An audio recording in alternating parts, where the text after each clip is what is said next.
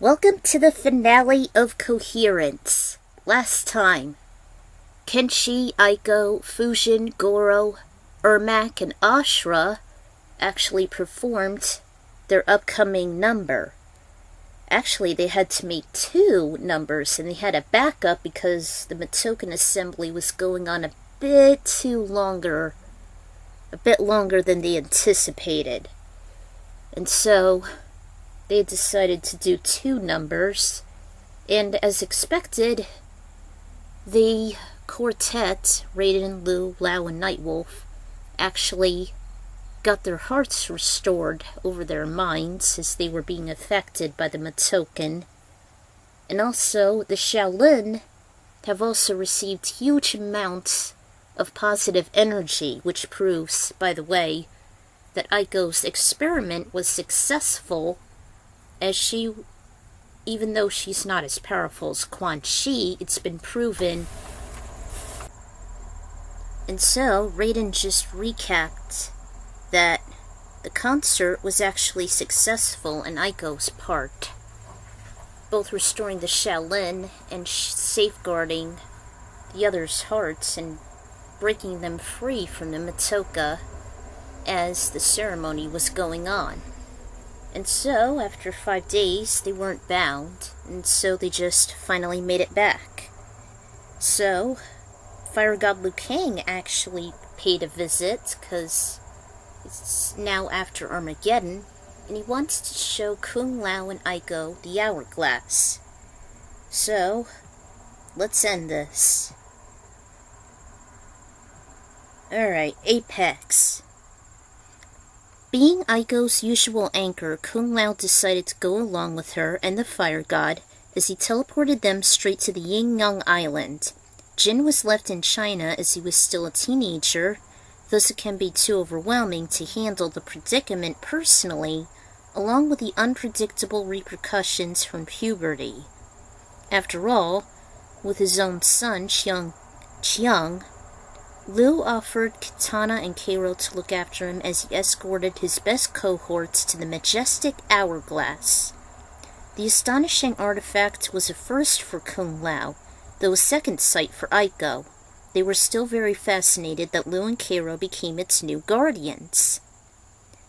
The Keeper of Time. Does that make you as a Titan? No, Kung Lao. I decided to sustain my abilities in the levels of a god, but in dire emergencies, I shall surpass it.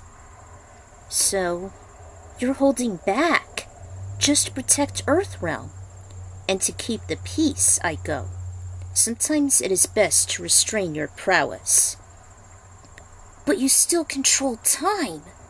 This should make you beyond a god. Only for a minute. After all, I never would have brought Aiko to the past and have her escape her destroyed future, as she was little when she was exploring her fascination of the natives. Liu grew just as intrigued as he grinned. They are quite the interesting lot, as is Nightwolf, and is indeed correct that they're the descendants of the Makiba. He swayed his hands, causing the center to glow, and it soon forged a portal revealing them and the de-evolution or something. The Native Americans are descendants to the Africans. The ancient continent of Earthrealm Pangea had separated due to tectonic activity, and they all started within its core and occupy Africa. Some relocated as the land was breaking, but it all started within Outworld. Generations passed, and while their abilities had lessened, they still harnessed unique customs. Even the drums themselves were replicas of the otherworldly tribe.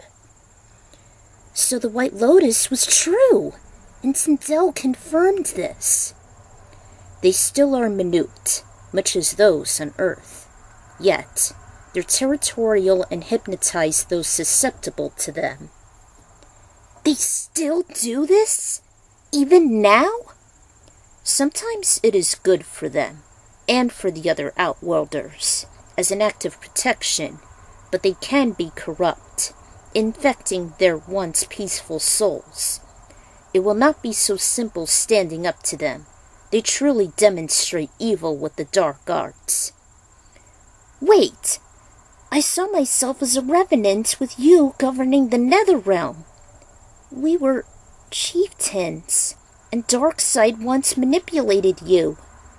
Yet we still embraced our darkness, even those enticing drums. I now understand their prowess. There's more than this.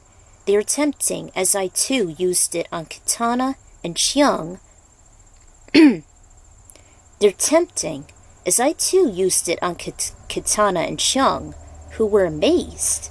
I learned a thing or two by them, and I too saw my darker self from its altered dimension. Those interdimensional anomalies seem to happen constantly, sometimes crossing over. And at some point between your childhood and now, Aiko, the universe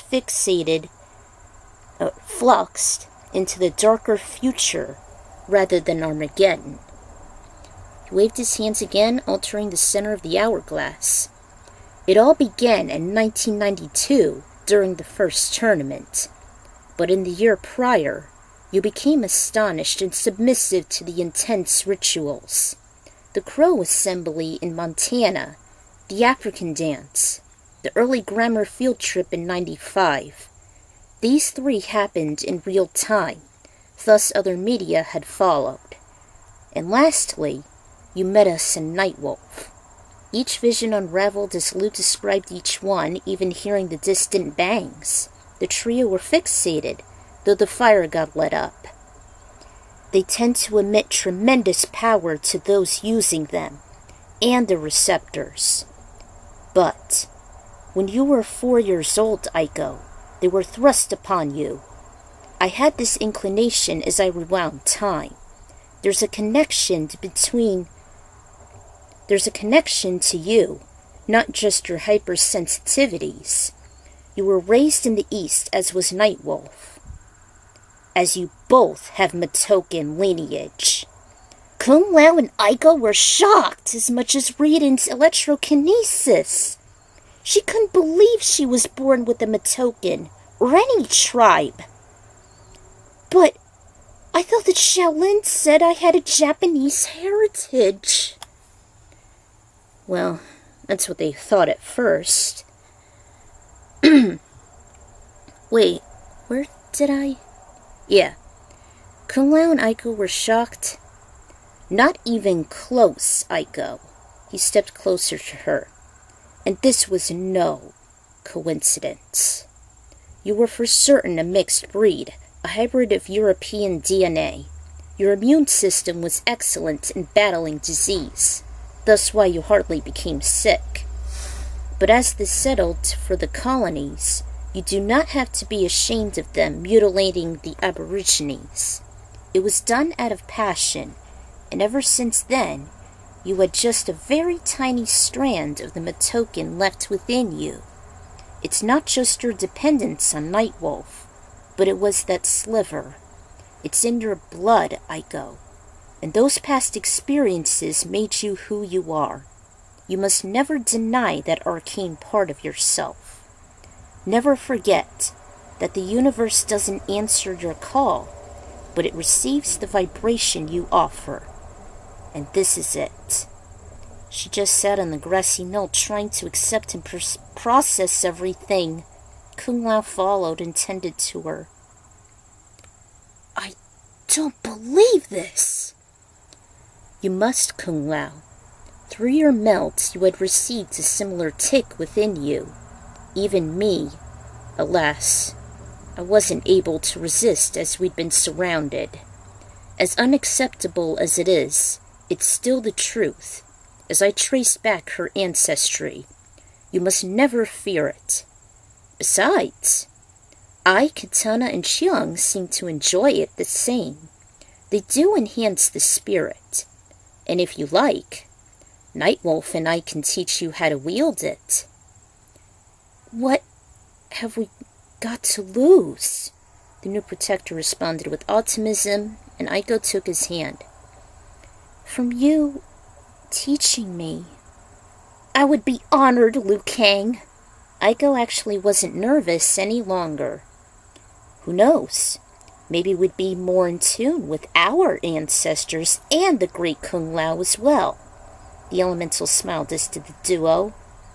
Once you master and harness this omnipotence, you'd be more powerful than ever, as much as Nightwolf's standards. He and I shall show you the way. Being trained by the Fire God and the legendary shaman was for once a dream come true, and they shall look forward to whatever sessions they have in store for them. And so, I forgot to add the author notes. But, yeah. Fun fact, I was actually highlighting my own DNA, as I too have European blood. I was Hungarian, Polish, Italian, and a little bit of German, I guess. But it's true. I once asked my old man about it, and he said that it's been confirmed in our blood, in our parents' blood. And I believe as soon as they immigrated to the Americas, they've been involved with the natives as well. Because he said so himself, I was related to Native Americans too, and maybe that's why, aside from the hypersensitivities. So, there you have it, guys. That's the finale of Koherence, and I'm the Ekron Writer signing out, and I bid you adieu until the next podfic. Thank goodness Fire God Liu Kang solved all this.